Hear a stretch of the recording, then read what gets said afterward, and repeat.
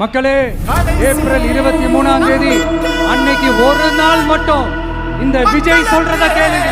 கேட்டுட்டு தயவு செஞ்சு ரிசல்ட் சின்னத்துக்கு ஓட்டு போடுங்க. அடுத்து வர 5 வருஷம், அது என்ன 5 வருஷம், அடுத்து வர எல்லா வருஷமும் நீ ஒரே ஒரு வாய்ப்பு கொடுங்க. தயவு செஞ்சு விசில் சின்னத்துக்கு ஓட்டு போடுங்க. இது ஒரு விசில் புரட்சி தேர்தலா இருக்கலாம்.